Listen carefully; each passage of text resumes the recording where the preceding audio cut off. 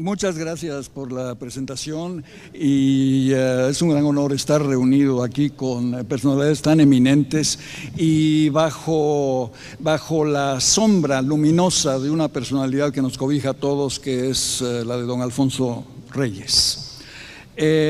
Como presumo que hay muchos escritores jóvenes en potencia en este enorme grupo de estudiantes del Tecnológico de Monterrey, lo que voy a hacer en esta ocasión es enunciar una especie de decálogo a partir de mi vetusta experiencia para los escritores jóvenes.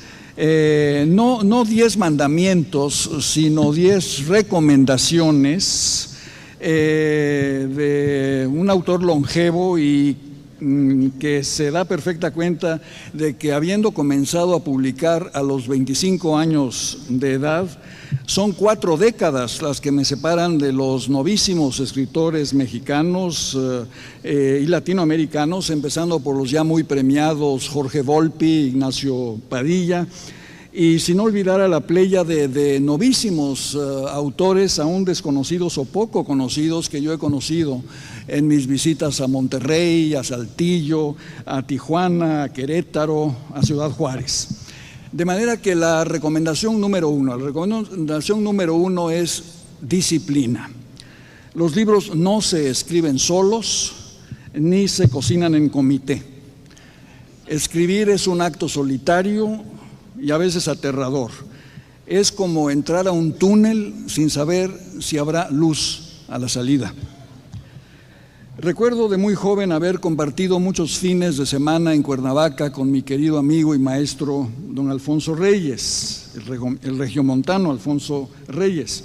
A veces llegaba yo tarde de una parranda, tenía 17 años, y a las 5 de la madrugada veía encendida la luz del estudio de Reyes y a don Alfonso inclinado sobre sus cuartillas como un mágico gnomo zapatero. Reyes calmó mi envidia, mi asombro, mi afán de emularlo con una frase de Goethe, que era otro escritor de madrugada, y la frase de Goethe es: el escritor debe quitarle la crema al día. Alfonso Reyes me enseñó que la disciplina es el nombre cotidiano de la creación, y Oscar Wilde que el talento es 10% inspiración y 90% transpiración. Pero si esta es la parte lógica de la creación literaria, hay otra misteriosa, insondable, que yo no asocio con la vaguedad de eso que se llama la inspiración, que a menudo es una manera de aplazar el trabajo esperando a Godot. Y esa parte misteriosa a la que me refiero es el sueño. Yo puedo planificar la noche anterior el trabajo de la mañana siguiente y acostarme a dormir impaciente por levantarme a escribir. Pero cuando me siento a escribir al día siguiente, resulta que el plan propuesto por mi lógica y mi vigilia sufre demasiadas excepciones. Se viene abajo y es invadido por lo que nunca había imaginado, por lo que nunca había pensado, por lo totalmente imprevisto. ¿Qué ha sucedido? Sucede que he soñado. Y sucede que los sueños que recuerdo, son repetitivos, son banales y no me sirven para nada. No puedo sino creer entonces que la mano creadora que guía la mía es la de los sueños que no recuerdo. Los que no recuerdo al día siguiente, los sueños haciendo su trabajo literario invisible, desplazando, condensando, reelaborando y anunciando en el trabajo del sueño el trabajo de la creación literaria. Ahora bien, cada cual mata pulgas a su manera, y la mía es levantarme a las 6 de la mañana, escribir de 7 a 12, 5 horas corridas, hacer ejercicio 1 hora, salir a comprar los periódicos, sus noticias me parecen siempre más viejas que mi imaginación, comer con mi mujer Silvia, leer 3 horas en la tarde, de 3 a 6, y salir entonces al cine, al teatro, a la ópera. Esto es posible, añado deprisa, en mi cuartel literario de Londres, que es una ciudad organizada. En el DF, en cambio, es otra historia. En el DF, los desayunos políticos a las 8 de la mañana, como si no hubiese polaca sin pozole. Las comidas de 3 a 6, la difícil digestión bajo la mirada irónica de la Coatlicue, de 6 a 9, y la cena del ángel exterminador de 10 de la noche a 2 de la mañana. Si en estas condiciones logro escribir un artículo de prensa, me doy por bien servido. Pero México, mis amigos, mi familia, mi maravilloso, tierno, infinitamente cortés pueblo, mi estrangulada, asfixiante, nunca más transparente región del aire, mi territorio de la memoria y una vida política en la que la realidad constantemente supera a la ficción. A ver quién puede meter en una novela a Mario Villanueva y a La Paca y hacerlos creíbles. Los desafío, los desafío.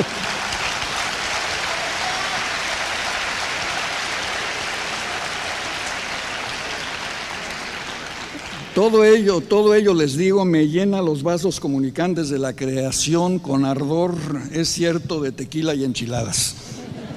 Puedo entonces regresar a Londres y agradecer el mal clima, la pésima comida, el carácter flemático de los isleños, sin perder la nostalgia de un buen chilpachole y guardando en las orejas los sonidos acostumbrados de México, que son como el aplauso diario de nuestro país. Y son las manos de las mujeres palmeando las tortillas y los fraternales abrazos de nuestros hombres palmeándose las espaldas. Son dos ruidos típicos de México. Segunda recomendación, leer mucho, leerlo todo verazmente. Nuestro inolvidable amigo Fernando Benítez tenía unas tarjetas de presentación que decían simplemente: Fernando Benítez, lector de novelas. Leerlo todo y leerlo pronto. La vida no nos va a alcanzar para leer y releer todo lo que quisiéramos.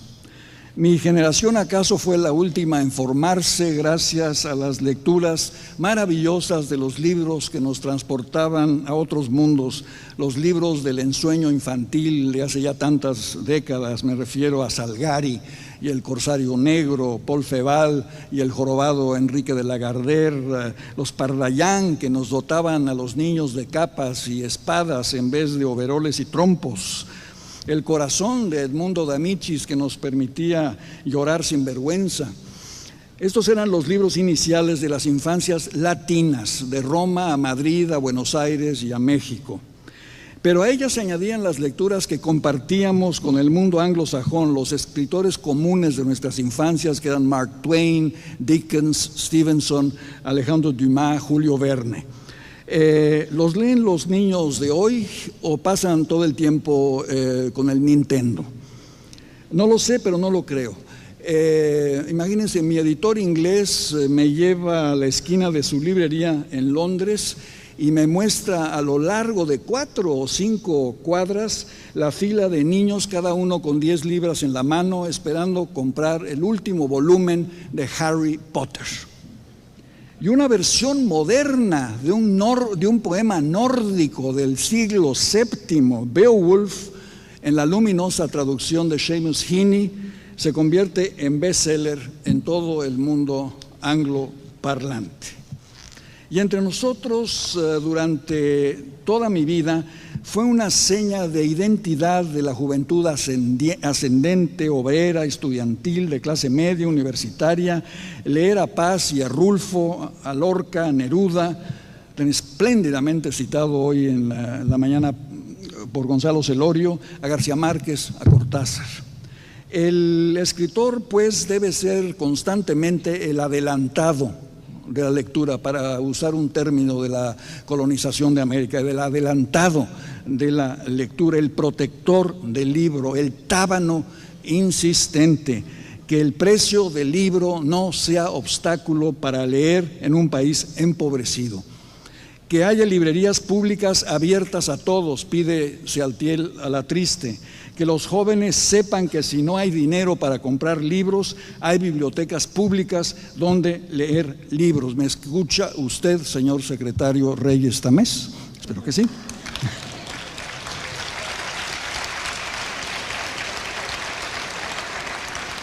Lo cual me lleva a la tercera consideración de esta tarde, que es la relación entre tradición y creación.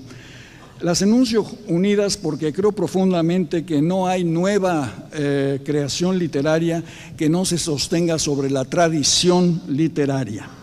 De la misma manera que no hay tradición que perviva sin la savia de la creación. No hay Lezama sin Góngora, pero no hay desde ahora Góngora sin Lezama. El autor de ayer se convierte así en el autor de hoy y el autor de hoy en autor de mañana. Y es así porque el lector conoce algo que el autor del libro desconoce.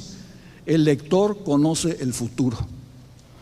Y el siguiente lector de Don Quijote será siempre el primer lector de Don Quijote. Creación y tradición. El puente entre ambas es mi cuarto inciso, que es la imaginación. La loca de la casa, creo que fue Pérez Galdós el que la llamó así, no estoy seguro, pero que abre con su locura todas las ventanas, respeta a los vampiros que duermen en los sótanos, levanta los techos de las casas como el diablo cojuelo para ver lo que ocurre en los pastelones podridos de Madrid, de Manhattan, de México o de Monterrey. La imaginación vuela y sus alas son la mirada del escritor. Mira y sus ojos son la memoria y el presagio del lector. La imaginación, creo yo, es eso, la imaginación es la unidad de nuestras sensaciones liberadas. El haz en que se reúne lo disperso, sí, la naturaleza de los símbolos que nos permiten recorrer, pasar por las selvas salvajes, diría el Dante. ¿Acaso más salvajes hoy esas selvas en la ciudad que en cualquier campo? Imaginar es trascender o por lo menos darle sentido a la experiencia. Imaginar es convertir la experiencia en destino y salvar al destino, con suerte, de la simple fatalidad. No hay pues natura, sin la imaginación bucólica de Daphnis y Chloe, que es el prístino manantial del género, de la Diana de Montemayor o del Pastor de Spencer, todas ellas formas amables que contrastan con la terrible naturaleza indómita del Moby Dick de Melville o con el paisaje desolado de la tierra baldía de Eliot. Pero la naturaleza de la naturaleza literaria no solo consiste en recordarnos que el mundo que nos rodea puede ser placentero o puede ser cruel, puede ser amigo o puede ser enemigo, sino crear mediante la imaginación una segunda realidad de la cual ya no podrá dispensarse la primera realidad física. O sea, quinta consideración, que la realidad literaria no se limita a reflejar la realidad objetiva. La realidad literaria añade a la realidad objetiva algo que antes no estaba allí. Enriquece y potencia la realidad primaria. Tratemos de imaginar al mundo sin Don Quijote o sin Hamlet. No tardaremos en convencernos de que el caballero de la triste figura y el príncipe de Dinamarca tienen tanta o más realidad que muchos conocidos nuestros. Ahora bien, la literatura crea realidad, pero no puede divorciarse de la realidad histórica en la que ocurre física, cronológica o imaginativamente la literatura. Es más, como acaba de decirlo Tomás Eloy Martínez, la novela anticipa los modelos de la realidad que se avecina. De ahí mi sexto inciso, que es la literatura y el tiempo. Creo que la literatura transforma la historia en poesía y ficción. La literatura ve a la historia y la historia se subordina a la literatura fatalmente, porque la historia es incapaz de verse a sí misma sin un lenguaje. Ahora bien, Benedetto Croce, el filósofo italiano, dijo una vez que la Ilíada es la prueba de que originalmente había una identidad de historia y literatura. Es la obra, dice Croce, la Ilíada, de un popolo intero poetante, de todo un pueblo poetizador. Yo ahora, oyendo a Gonzalo citar a Neruda, recuerdo una experiencia muy notable que tuve al respecto hace muchos años en la playa de Lota, en Chile, el lugar donde los mineros salen del mar de rodillas, de escarbar las minas de carbón en el fondo del mar. Es muy dramático verlos salir, se lavan las caras, se sientan junto a una fogata, toman una guitarra y empiezan a cantar un corrido chileno, y yo les dije maravillado, pero qué barbaridad, ustedes están cantando el corrido de Manuel Carrera, del canto general de Pablo Neruda. No sabía que ustedes conocían al poeta, y los mineros me dijeron, ¿cuál poeta? Esta canción la venimos cantando desde siempre, no sabíamos que tenía un autor. Es otra manera en que la historia y la literatura se hacen únicas. Ahora, esa unidad, semejante unidad, todos lo sabemos, se ha perdido. La modernidad fraccionadora, individualista, no la tolera desde que Montaigne dijo, de ahora en adelante, en el Renacimiento, ya no basta el nombre, ahora necesitamos además el renombre. El anonimato poético y colectivo de Homero no requería esto.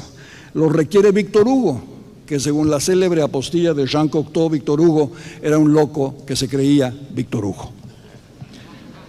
El mundo épico de la antigüedad, yo creo que es ahora como el San Petersburgo que nos escribe Gogol en la avenida Nevsky, un gran animal roto en 1000 pedazos. Ruptura de la unidad del lenguaje homérico. ¿Con qué lo sustituimos? Yo creo que con el lenguaje cervantino. A partir de Don Quijote solo se puede hablar de lenguajes en plural. Cervantes supera esta unidad perdida que representaba Homero en el lenguaje mediante la pluralidad hallada. Don Quijote habla el lenguaje de la épica, Sancho Panza habla el lenguaje de la picaresca. Ulises y Penélope, un matrimonio ideal, hablaban el mismo lenguaje, se entendían. Ahora, Madame Bovary, su marido, Ana Karenina y el suyo, hablan lenguajes diferentes y no se pueden entender ya. La ruptura de la unidad se convierte así en algo que podríamos llamar la unidad de las rupturas. No hay comunicación sin diversificación y no hay diversificación sin la admisión del otro, ese otro al que se refería Luisa Valenzuela hace un momento. El lenguaje se convierte en niveles del lenguaje y la literatura se convierte en reelaboración constante de lenguajes híbridos, migratorios, mestizos, el lenguaje del otro, en efecto, con los que el escritor utiliza su lenguaje para arrojar luz sobre otros lenguajes. Dios se retira a su sabático antes de que Nietzsche lo declare muerto. Y en su lugar aparece Don Quijote. Otra vez aparece la novela, ya no como ilustración de verdades sabidas, sino como una búsqueda de verdades ignoradas o que aún no sabemos. Ya no como antigüedad del pasado, sino como novedad del pasado. Así es, el pasado de la literatura se convierte en el futuro de la literatura y en el eterno lenguaje de la literatura. La literatura entonces es un intento, en efecto, de restaurar la comunidad perdida, la polis que exige nuestra actividad y nuestra acción políticas, las civitas que necesita la voz literaria como acto de civilización para aprender el arte de vivir juntos, de acercarnos, de amarnos, de apoyarnos a pesar de la crueldad, la intolerancia y la sangre derramada que jamás ha abandonado las sombras de una mente humana iluminada, a pesar de todo, por la luz de la justicia. La literatura aporta a la ciudad, a las cívitas, la parte no escrita del mundo y se convierte en lugar de encuentro, lugar común, no solo de personajes y argumentos, sino de civilizaciones, Thomas Mann, de lenguajes, Guimarães Rosa, de clases sociales enteras, Balzac, de eras históricas, Hermann Broch, o de eras imaginarias, Lezama Lima. El lenguaje literario en este sentido es siempre el lenguaje de lenguajes. Es el lenguaje mirándose a sí mismo porque es capaz de mirar los lenguajes de los otros. Paso a mi séptimo mandamiento, digamos, o recomendación. Una vez publicada, la obra literaria deja de pertenecerle al escritor y se convierte en propiedad del lector, o como lo llamo en mi novela Cristóbal Donato, del elector. Se convierte también en objeto de la crítica. Y cuando digo crítica, me refiero a un arte ni superior ni inferior a la obra criticada, sino su equivalente. Una crítica a la altura de la obra, un diálogo con la obra. Los mejores críticos de la literatura son por ellos los mejores creadores literarios. La correspondencia crítica, digamos, entre Reyes y Góngora, Paz y Darío, Baudelaire y Poe, Sartre y Faulkner convierte a la crítica en equivalencia de la obra literaria. Pero el gran crítico profesional, para distinguirlo del escritor escribiendo sobre otro escritor, alcanza la misma relación de correspondencia. Trátese de Roland Barthes escribiendo sobre Proust, o Ernst Robert Curtius sobre Balzac, o Pedro Enríquez Ureña sobre el modernismo latinoamericano, o Michel Foucault sobre Borges, o Bakhtin sobre Rabelais, etc. Son solo algunos ejemplos de una fructífera correspondencia entre el crítico y la obra. Distingo así la crítica verdadera de la que no pasa de ser reseña, la mayoría de las opiniones sobre libros que aparecen en la prensa, o aún lo que llamaría la crítica solapada, la que se limita a reproducir las solapas del libro en cuestión. Yo le recomiendo mucho al joven escritor no ocuparse ni preocuparse demasiado por la reseña periodística, pero no seamos hipócritas.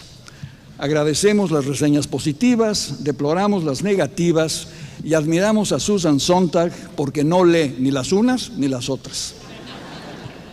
Pero asimismo sujetarse a unas o a otras me parece un error. Finalmente estas reseñas pasan como un chiflido. Las buenas nos dan, es cierto, un poquito de respiración y las malas nos hacen lo que el aire a Juárez.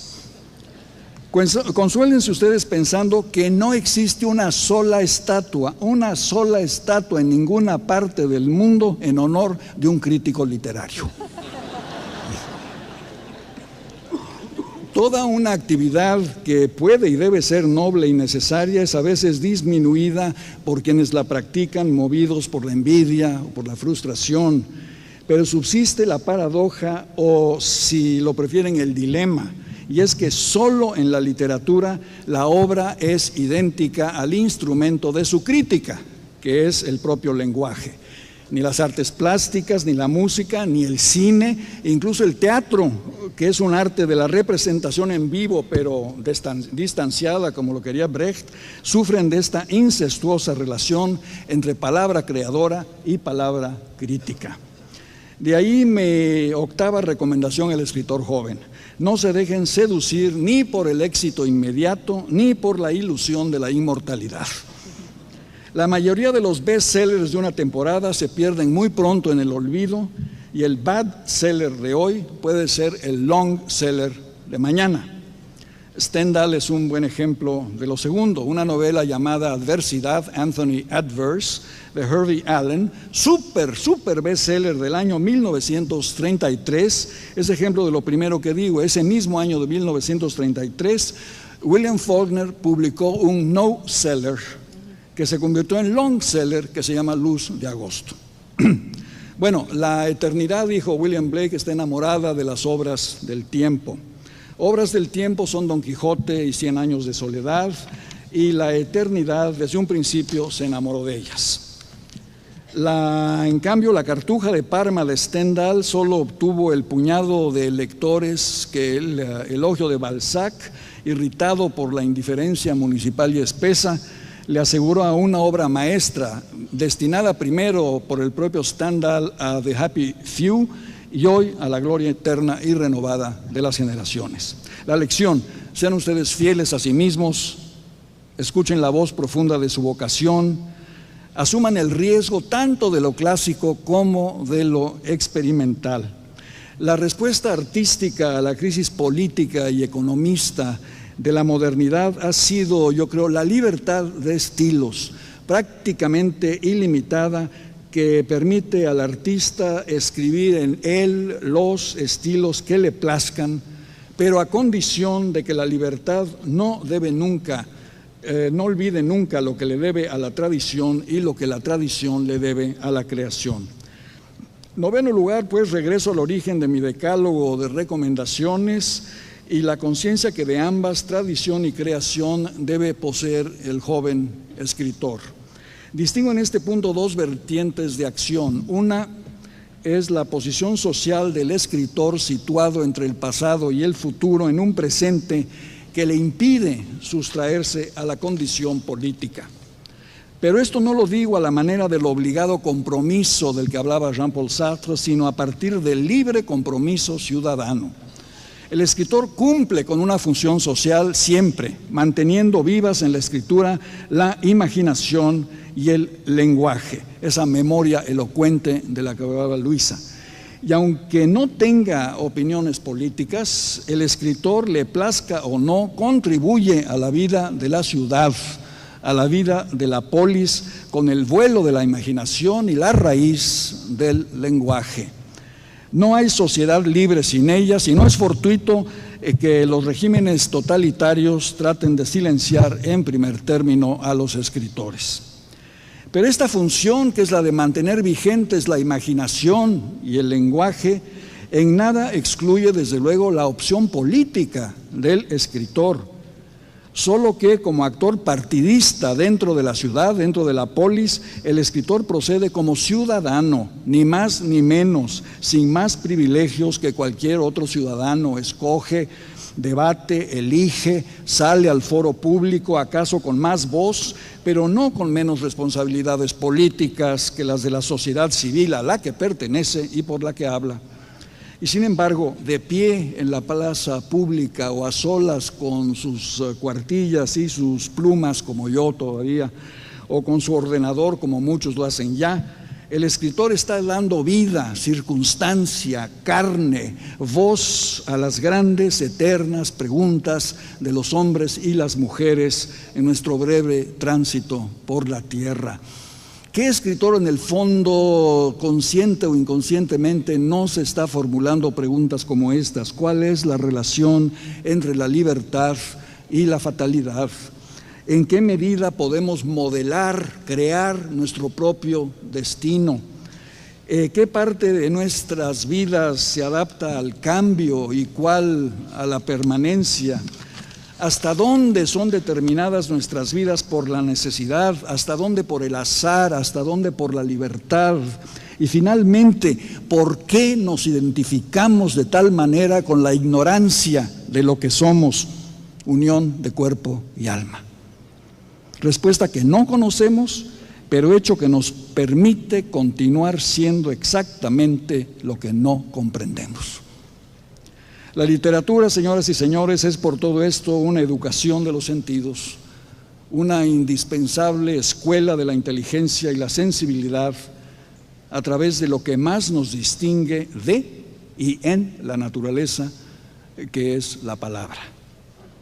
El 10º mandamiento, en consecuencia, lo dejo en manos de todos y cada uno de ustedes, de su imaginación, de su palabra y de su libertad.